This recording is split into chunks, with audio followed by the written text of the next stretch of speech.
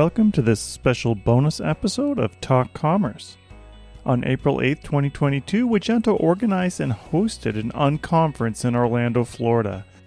I had the pleasure of interviewing each of the sponsors at the event. I would encourage you to visit and learn more about what each does. I'm also happy to announce the Talk Commerce newsletter called Platforms. I'll be covering news from the major commerce platforms as well as technologies that are related to e-commerce. I will also have an Entrepreneur's Corner to share some experiences that other entrepreneurs are going through. I would encourage you to sign up today at talkcommerce.com. The first issue comes out on June 1st. Over the next 9 weeks, you'll enjoy interviews from SwiftOtter, SalesLater, Image Engine, Clayvu, WebScale, Nexus, Adobe, JetRails, and Celigo. Each of these sponsors showed up to the event and participated in the unconference. And now, Talk Commerce, live from Unconference, Florida.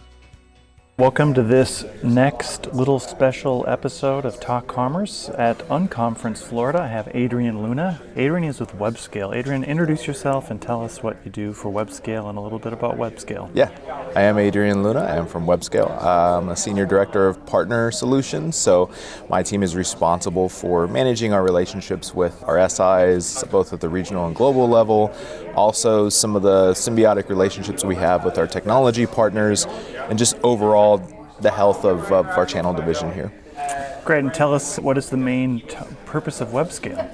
Yes, so oddly enough, I like starting these conversations around everybody looks at us when we walk through a door typically as a hosting provider. We do have the capability, obviously, of hosting an application in a production environment in the public cloud, which is a huge component of what we do. WebScale's core services actually lie in our SaaS platform that's built for e-commerce. So meaning WebScale's software is delivered and sits in that middle mile, what we call the data path, between end devices that are accessing an environment and also that back-end environment, whether it's hosted or otherwise. Our responsibilities lie very much in sitting in between and as a proxy layer in between those end devices and the back-end commerce platforms, and it actually allows us flexibility to be agnostic, not just in the cloud environments that we deploy into, but also the applications that we support. Yeah, it's crazy times in commerce right now, so it's nice to be able to have a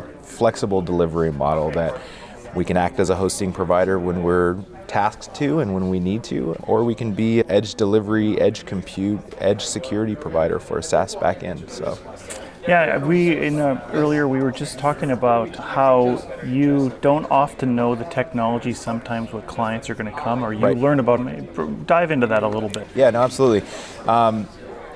Not going to go so much into sales operations, but if you look at our typical sales cycle, we're brought in, I would say, 45 to 60 days before a project is aimed at going live. And I think that's a testament to the health of the relationships that we have with the agencies and SIs that are doing the code level work. And when they understand that now actionable code has now been committed and it needs to be turned into action at the infrastructure level. And the reason why I say that is because by the time WebScale is brought in to deliver on an application that was built, or the software level architecture that has largely been under a scope of work likely for 6 months before we were brought in. A lot of the decisions of what the stack is and what these, whether it's composable commerce components that are all pieced together to create this e-commerce ecosystem, or whether it's a monolithic environment, regardless, the decisions have already been made on what that software stack looks like, and we're being looked at to deliver upon that, whether it's, as I mentioned, purely front-end delivery or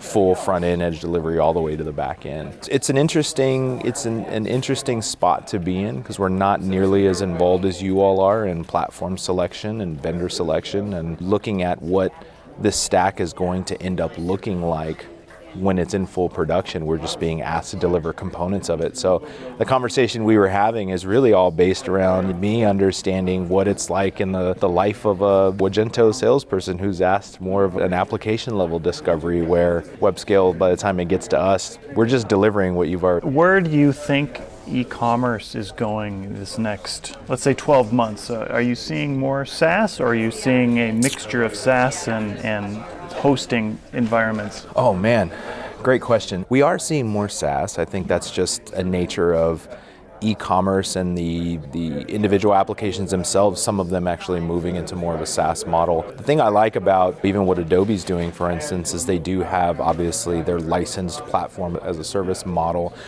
but one of the differentiators that Adobe, for instance, has is they still have the ability, whether it's publicly known or not, to offer themselves up as an on-prem delivery even for their enterprise customers. I think we've seen, I don't think it's necessarily applications or platforms going in one specific direction. I think it's agencies and the SIs that we work with are able to be a little bit more solution-based when you get to choose, hey, these are the technologies that I would like to use, and if a SaaS provider is the way to go for a specific component of it, great. If you'd rather have more of an open source application where you have a little bit more or a lot more control and direct access into its functionality, great. So yeah, it's really hard to say where things are going. I think every 6 months we do a look back and evaluate what's happened, and half the time any of the forecast models that we thought we would be delivering, they're quite different, I'd say, biannually.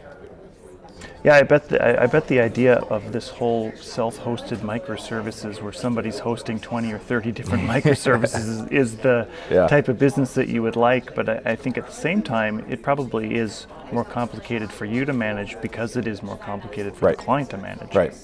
Yeah, so we become the glue that binds most often than not, and we'd prefer it to be binding a small group of microservices or small group of different portions of a platform that have been deconstructed from the original monolith that they may have been deployed at in version 1. So yeah, to your point, we getting back to our delivery model, I think that's why we've been so successful in resonating with some of the agencies and SIs that are building these more modern approaches. But it's helpful for us to be able to understand what's happening at each layer and saying, hey, this is our spot in what we're being asked to manage and to deliver regardless of how it's been built. So just as we wrap up, how do you think the face of our e-commerce community, and I guess right now we're probably a lot of Magento people here, where do you think that's going? Do you think we're going to get back to where we were before? I don't think there's any going back. I don't see commerce at all going, I hate to say going backwards, but really going back into days past. I think the responsibility lies on each of the vendors, whether they're in professional services and are responsible for building out an architecture level scope of work that actually meets a need, that meets a solution. And I think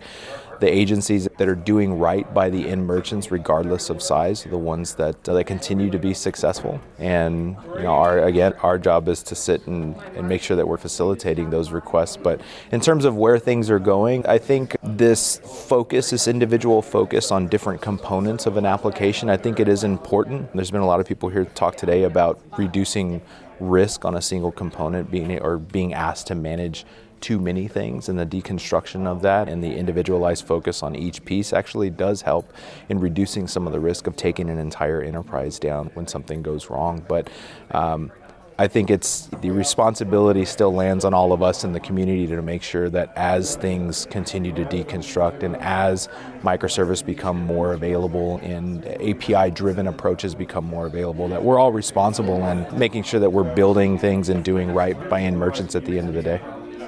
Great. Adrian Luna with WebScale, thank you so much for this time, and I hope you enjoy the rest of the conference. Thanks, Brent. Yep. Thank you again for listening. My name is Brent Peterson, and it has been a pleasure to be your host today. Please sign up for our newsletter platforms at talk-commerce.com. Rate and subscribe to Talk Commerce wherever you download your podcasts. New shows out every week.